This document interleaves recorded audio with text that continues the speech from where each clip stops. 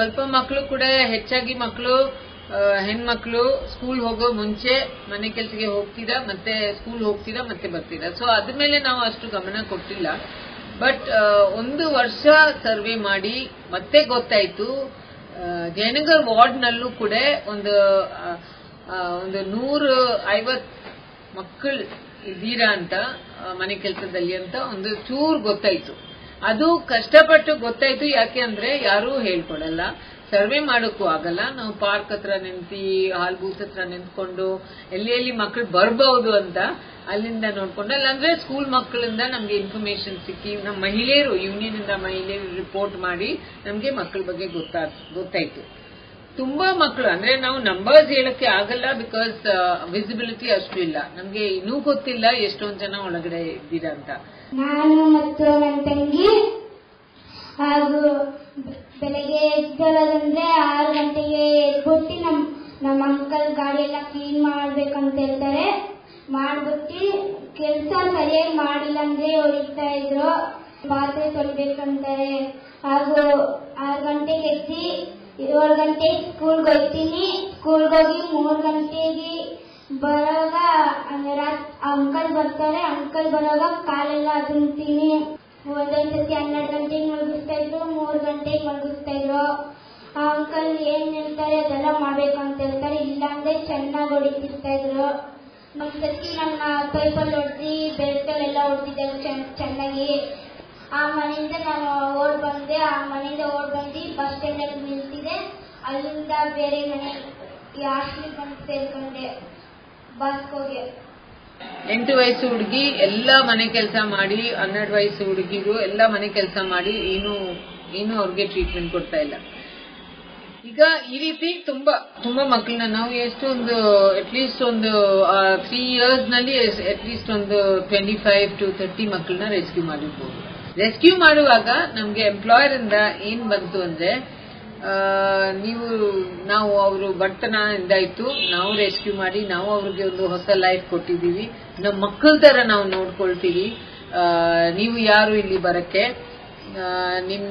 ನಮ್ ಅಧಿಕಾರ ಇದೆ ಇವನ್ನ ಎಂಪ್ಲಾಯ್ ಮಾಡಕ್ಕೆ, ಯಾಕೆ ಅವ್ರದ್ದು ತಂದೆ ತಾಯಿ ನಮ್ ತೋಟದಲ್ಲಿ ಕೆಲಸ ಮಾಡ್ತೀರಾ ಅಂತ ಹೇಳಿ. ಸೊ ಈ ರೀತಿ ತುಂಬಾ ಕಷ್ಟ ಇತ್ತು ಇವನ್ನ ರೆಸ್ಕ್ಯೂ ಮಾಡಕ್ಕೆ. ಓದ್ಬೇಕಾದ್ರೆ ನನ್ಗೆ ಮನೆ ಕೆಲ್ಸಕ್ಕೆ ಹಾಕ್ಬಿಟ್ರು. ಅವಾಗ ನನ್ಗೆ ಇನ್ನು ಆಟ ಓದು ಹೋಯ್ತು. ಅವಾಗ ನಾನು ಮನೆ ಕೆಲಸದಲ್ಲಿ ಇರ್ಬೇಕಾದ್ರೆ ಆ ಮನೆ ಕೆಲಸದಲ್ಲಿ ಇದ್ದಂತಹ ಆಂಟಿ ಮಕ್ಕಳವರೆಲ್ಲ ಸ್ಕೂಲ್ಗೆ ಹೋಗ್ಬೇಕಾದ್ರೆ ನೋಡಿ ನನ್ಗೆ ತುಂಬಾ ಆಸೆ ಆಗ್ತಾ ಇತ್ತು. ನನ್ಗೂ ಅವ್ರ ತರನೇ ಓದ್ಬೇಕು, ನಾನು ಅವ್ರ ತರನೇ ಮುಂದೆ ಬರ್ಬೇಕು ಅಂತ ತುಂಬಾ ಆಸೆ ಆಗ್ತಾ ಇತ್ತು. ಅವಾಗ ಆದ್ರೂ ಕೂಡ ನಾನು ಅವ್ರ ಹತ್ರ ಹೋಗಿ ನನ್ಗೂ ಓದೋ ಕಳ್ಸಿ ಅಂತ ಕೇಳಿದ್ರೆ ಅವ್ರು ನನ್ನ ಓದೋ ಕಳಿಸ್ತಾ ಇರ್ಲಿಲ್ಲ. ಹೊಡಿತಾ ಇದ್ರು, ಬೈತಾ ಇದ್ರು. ಅವ್ರು ಹೇಳಿದ ಕೆಲಸ ಪ್ರತಿಯೊಂದು ಮಾಡ್ಬೇಕಿತ್ತು. ಮಾಡ್ಲಿಲ್ಲ ಅಂದ್ರೆ ನನ್ಗೆ ಏನಾದ್ರೂ ಒಂದು ಶಿಕ್ಷೆ ಕೊಡ್ತಾ ಇದ್ರು. ಆ ಮನೆ ಮುಂದೆನೆ ಒಬ್ರು ಮನೆ ಇದೆ. ಆಂಟಿ ನನ್ಗೆ ತುಂಬಾ ಹೆಲ್ಪ್ ಮಾಡ್ತಾರೆ. ಆ ಆಂಟಿ ಹತ್ರ ನನ್ನ ಕಷ್ಟಗಳನ್ನೆಲ್ಲ ಹೋಗಿ ಹೇಳ್ಕೊಳ್ತಾ ಇದ್ದೆ. ಅವ್ರಂದ್ರು ಬಂದ್ಬಿಡಮ್ಮ, ನಾನಿಲ್ಲ ಬೇರೆ ಕಡೆ ಕರ್ಕೊಂಡು ಹೋಗಿ ಸೇರಿಸ್ತೀನಿ ಅಂದ್ರು. ಅದಕ್ಕೆ ನಾನು ಅವ್ರ ಜೊತೆ ಹೋದ್ರೆ ಅವ್ರು ಬೇರೆ ಮನೇಲಿ ನನ್ನ ಸೇರಿಸಿದ್ರು, ಅಲ್ಲಿ ಚೆನ್ನಾಗಿ ನೋಡ್ಕೊಳ್ತಾರೆ ಅಂತ. ಅಲ್ಲಿ ನೋಡ್ರಿ ಇನ್ನ ಕಷ್ಟ ಕೊಡ್ತಾ ಇದ್ರು. ಸ್ವಲ್ಪ ಚೆನ್ನಾಗಿ ನೋಡ್ಕೊಳ್ತಾ ಇದ್ರು, ಆಮೇಲೆ ನನ್ಗೆ ಕಷ್ಟ ಕೊಡೋ ಶುರು ಮಾಡಿದ್ರು. ಅಲ್ಲಿ ಏನಪ್ಪಾ ಅಂದ್ರೆ ಕ್ವಾರ್ಟರ್ಸ್ ತರ ಇತ್ತು, ಅಲ್ಲಿ ಕೆಲಸ ಮಾಡ್ಬೇಕಿತ್ತು. ಅವ್ರು ಹೇಳಿದ ಪ್ರತಿಯೊಂದು ಕೆಲಸ ಮಾಡ್ಲಿಲ್ಲ ಅಂದ್ರೆ ನನ್ಗೆ ಬೈಯೋದು, ಹೊಡಿಯೋದು ಈ ರೀತಿ ಮಾಡ್ತಾ ಇದ್ರು. ಊಟ ಕೊಡ್ತಾ ಇರ್ಲಿಲ್ಲ ಸರಿಯಾಗಿ, ಆತರ ಎಲ್ಲ ಮಾಡ್ತಾ ಇದ್ರು. ಅವಾಗ ನನ್ಗೆ ಆ ಮನೇಲಿ ಇರೋಕೆ ಇಷ್ಟ ಆಗ್ಲಿಲ್ಲ. ನಾನು ನಾನೇ ಆ ಮನೆಯಿಂದ ಹೋಗ್ಬಿಟ್ಟೆ. ಸುಪ್ರೀಂ ಕೋರ್ಟ್ ಜಡ್ಜ್ಮೆಂಟ್ ಬಂತು ಡೊಮೆಸ್ಟಿಕ್ ವರ್ಕ್ ಇಸ್ ಹಜಾರ್ಡಸ್ ಅಂತ. ಅದಾದ್ರೂ child domestic work is also hazardous ಅಂತ. ಅದಾದ್ರೂ ತುಂಬಾ ವಕೀಲರು, ತುಂಬಾ ಅಡ್ವೊಕೇಟ್ಸ್ ಮನೆ, ತುಂಬಾ ಬ್ಯೂರೋಕ್ರಾಟ್ಸ್ ಮನೆಯಿಂದ ನಾವು ಮಕ್ಕಳನ್ನ ರೆಸ್ಕ್ಯೂ ಮಾಡಿದೀವಿ. ಆ ಮನೆಗಳಿಂದ ರೆಸ್ಕ್ಯೂ ಮಾಡುವಾಗ ಅವ್ರಿಗೆ ಕೇಳಿದ್ರು, ನಿಮ್ಗೆ ಕಾನೂನು ಏನು ಗೊತ್ತಿಲ್ವಾ? ಸೊ ಅವ್ರು ಹೇಳಿದ್ರು, ಇಲ್ಲ ಅದೆಲ್ಲ ಗೊತ್ತು, ಬಟ್ ಅದಾದ್ರೂ ಸ್ವಲ್ಪ ಬಿಡಿ, ಈಗ ಪರವಾಗಿಲ್ಲ, ಹುಡುಗಿಗೆ ಯಾರು ಇಲ್ಲ, ಅಮ್ಮ ಅಪ್ಪ ಇಲ್ಲ, ನಾವು ಏನು ಒಳ್ಳೇದು ಮಾಡ್ತೀರಾ, ಚೆನ್ನಾಗಿ ನೋಡ್ಕೊಳ್ತಾರೆ ಅವ್ರನ್ನ ಅಂತ. ಸೊ ಆ ರೀತಿಯಾಗಿ ಇದು ಇರುವಾಗ ತುಂಬಾ ಕಷ್ಟ ಇದೆ ಗೊತ್ತಾಗಕ್ಕೆ ಮೊದಲು. ಎರಡನೇದು, ಇದು ಬಗ್ಗೆ ರೆಸ್ಕ್ಯೂ ಮಾಡಕ್ಕೆ ಈಗ ಚೈಲ್ಡ್ ಲೈನ್ ಇದೆ, ಚೈಲ್ಡ್ ವೆಲ್ಫೇರ್ ಕಮಿಟಿ ಇದೆ. ಅದಾದ್ರೂ ತುಂಬಾ ಸಿಕ್ಕಾಪಟ್ಟ ಎಷ್ಟು ಬಡತನ ಇದೆ ಅಷ್ಟೇ ತನಕ ಮಕ್ಕಳು ಮನೆ ಕೆಲಸದಲ್ಲಿ ಸೇರೋಕೆ ಸಾಧ್ಯ ಇದೆ. Domestic workers are often exploited at the hands of the so-called placement agencies that lure workers from the rural areas to the cities, promising them a lucrative salary, better standard of living, and benefits. How do you get the workers? Workers is only through social network. Through social network. Yes, there is nothing called, we go to their place, we conduct camps. So That is the slums. yeah, slum areas, Rural areas also. A significant number of these women migrate from states such as Jharkhand, Bihar, Bengal, and Orissa. Most agencies do not share the information regarding the negotiated wages with the workers. There are many tales of employers who have failed to get the promised placement of workers and the agents who have also become untraceable. Many times, an employer pays the workers' salaries to the agent, believing the wages are paid to the workers, but in reality, the wages are kept by them. Initial stages we collect and we provide, we give them. Okay. And suppose because we again see in turn, because the employer who is appointed, suppose they have not paid, then so we have a field officer for that to collect and pay them initially. Once we find good after 3 months, we tell the employer to directly pay them. काम से आई हूँ मैं और बेंगलोर में काम करने आई थी, तो मेरा मैडम मुझे बहुत मदद करा। और मैंने एजेंसी लोग मेरे को बोला 2-3 महीने के बाद वापस घर भेजेंगे बोला, और मुझे नहीं भेजा वो लोगों ने। उनकी घर में मैं 2 साल रहा, 2 साल उन लोगों ने मुझे बहुत मारा, बहुत मारे थे उन लोगों ने मुझे, इसलिए मैंने उनकी घर में नहीं रहा। ಉಷಾದು ಒಂದು ಕೇಸ್ ಇದೆ, ಅಸ್ಸಾಮಿಂದ ಬಂದಿರೋ ಉಷಾ. ಅವಳನ್ನ ಕೂಡ ಎಂಪ್ಲಾಯರ್ಸ್ ಪ್ಲೇಸ್ಮೆಂಟ್ ಏಜೆನ್ಸಿ ಮೂಲಕ ತಾನೇ ತಗೊಂಡಿದ್ರು, ಮನೆಗೆ ಸೇರಿಸಿದ್ರು.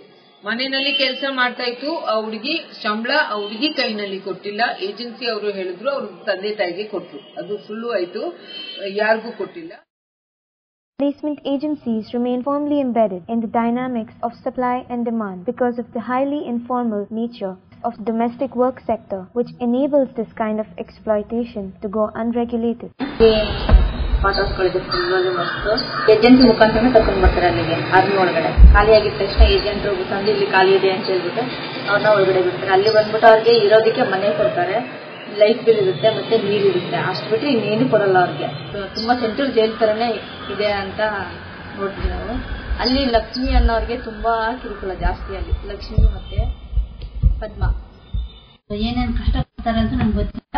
ನುಗ್ಬಿಟ್ಟು ನಮ್ಗೆ ಅವಧದಲ್ಲಿ ನಮ್ ಮನೆ ಬೇಕು ಅಂತ ನುಗ್ಬಿಟ್ವಿ. ನುಗ್ಬಿಟ್ಮೇಲೆ ಒಂದು ತಿಂಗಳು ಚೆನ್ನಾಗಿ ನೋಡ್ಕೊಂಡ್ಲು. 1 ತಿಂಗಳು ಆದ್ಮೇಲೆ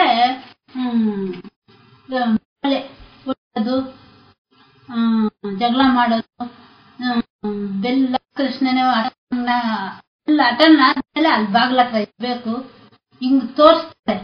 ಬೆಲ್ ಹಿಂಗ್ ಹಾಕಿದ್ರೆ ಅಲ್ಲಿರ್ಬೇಕು ಅಂತ ಚೆನ್ನಾಗಿ ತೋರಿಸ್ತಾರೆ. ಬೆಳ್ಳಿ ಹಿಂಗಂತ ನಾನು ಅಲ್ಲಿ ಇರ್ಬೇಕು ಅಂತ ಏನೆಲ್ಲ ಮಾಡ್ತಾರೆ. ಏನಮ್ಮ ಸ್ವಲ್ಪ 5 ನಿಮಿಷ ಆಗ್ಬಾರ್ದ, ಬಾಯಿ ಮೇಲೆ ಕುತ್ಕೊಂಡ್ರೆ ಹಂಗೆ ಬಂದ್ಬಿಡ್ಬೇಕಾ ಅಂದ್ರೆ ಹೆಂಗ ಬಾಯಿಗೆ ಬಂದೆಲ್ಲ ಎಲ್ಲ ಬಯಸ್ಕೊಂಡು ನಮ್ ಕಾಲ ಮನೆ ಇಲ್ಲ, ಮನೆ ಕೊಟ್ಟವ್ರೆ ಅಂತ ಎಷ್ಟು ಬಯಸ್ಕೊಂಡು ಹೋಗ್ತಾ ಇದ್ವಿ. ಆದ್ರೂ ನನ್ ವಯಸ್ಕೊದ್ರು ನೋಡಿದಿರಾ ಹೊಳಿತಾ ಇದ್ವಿ, ಕಾಲಲ್ಲಿ ಬದುಕ್ತಾ ಇದ್ವಿ. Domestic workers are largely left out of the purview of the existing labor laws, though the conditions of these workers beg legal intervention. The workplace of domestic workers is the employer's home.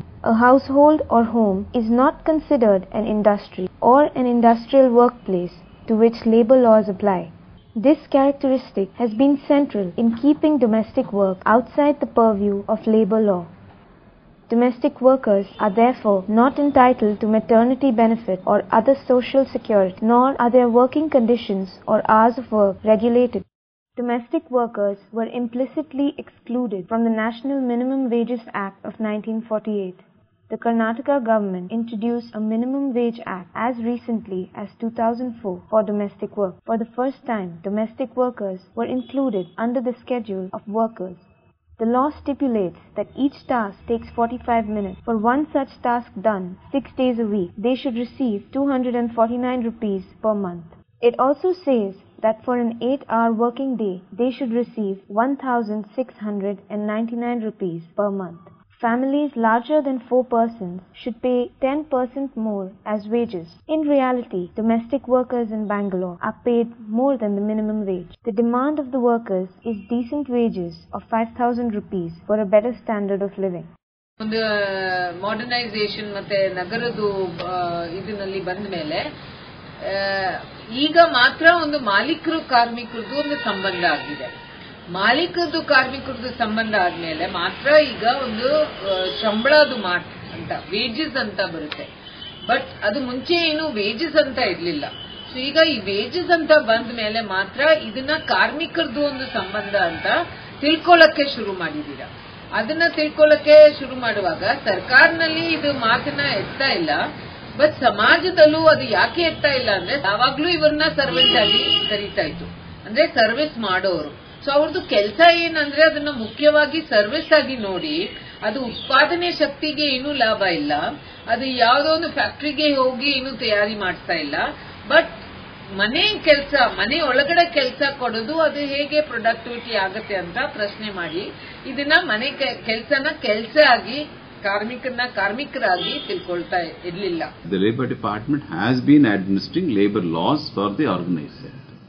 In the unorganized sector, we are limited to fixing the minimum wage for this unorganized sector. To give benefit to the unorganized sector, 94% of the workforce, which is around, let's say, 2.83 crores, as assessed in 2001 census, requires a lot of effort, requires a lot of money, requires a lot of commitment. So therefore this has taken off in a small way by setting up of a Karnataka State Unorganized Workers Welfare Board. So this should be taken forward in the years to come. 2008ನಲ್ಲಿ unorganised workers social security act ನಲ್ಲಿ ಒಂದು ನಮ್ಗೆ ಒಂದು ಜಾಗ ಸಿಕ್ಕಿದೆ. ಅಂದ್ರೆ ಅಸಂಘಟಿತ ಕ್ಷೇತ್ರ ಈಗ ಜಾಸ್ತಿ, 8% ಮಾತ್ರ ಇದೆ ಸಂಘಟಿತ ಕ್ಷೇತ್ರದಲ್ಲಿ. ಆಗ 92% ನಲ್ಲಿ ಯಾರು ಅಸಂಘಟಿತ ಕ್ಷೇತ್ರದಲ್ಲಿ ಇದೆ ಅವ್ರನಲ್ಲಿ ಒಂದು 60% ಅಟ್ಲೀಸ್ಟ್ ಮನೆ ಕೆಲಸದವ್ರೆ, ಮೆಜಾರಿಟಿ ವುಮೆನ್. ಅದಾದ್ರೂ ಅಂದ್ರೆ ಅಷ್ಟೊಂದು ಸಂದರ್ಭದಲ್ಲಿ 2008ನಲ್ಲಿ ಒಂದು ಮಾತಿದೆ ಆ ಕಾನೂನಲ್ಲಿ, ಡೊಮೆಸ್ಟಿಕ್ ವರ್ಕರ್ಸ್ ಇನ್ಕ್ಲೂಡ್ ಮಾಡಬೇಕು ಸೋಷಿಯಲ್ ಸೆಕ್ಯೂರಿಟಿ ಕೊಡಕ್ಕೆ. ಕರ್ನಾಟಕನಲ್ಲಿ ಮೊದಲು ಮಟ್ಟಾಗಿ ಕರ್ನಾಟಕ ರಾಜ್ಯದಲ್ಲಿ 2004ನಲ್ಲಿ ಮಿನಿಮಮ್ ವೇಜ್ ನೋಟಿಫಿಕೇಶನ್ ಅಂತ, ಆಗ ಅದರಲ್ಲಿ ಆ ಸಂಬಳ ಏನ್ ಹೇಳಿದ್ದಾರೆ ಅದು ಕನಿಷ್ಠ ವೇತನದಿಂದ ಕಡಿಮೆ ಇದೆ, ಮತ್ತೆ ರಜಾದು ಮಾತಿದೆ, ಅದರಲ್ಲಿ ಮಕ್ಕಳನ್ನು ಕೆಲಸದಲ್ಲಿ ಇಟ್ಕೊಳ್ಬಾರ್ದು ಅಂತ ಇದೆ. ಸೊ ಆಗ ಆ ಕನಿಷ್ಠ ವೇತನ ಮಸೂದೆಯಿಂದ ಸ್ವಲ್ಪ ಒಂದು ಚೂರು ನಮ್ಗೆ ಗೊತ್ತಾಯ್ತು, ಹೌದು ಕಾರ್ಮಿಕರಾಗಿ ನಮ್ಮನ್ನು ರೆಕಗ್ನೈಸ್ ಮಾಡ್ತೀರಾ ಅಂತ.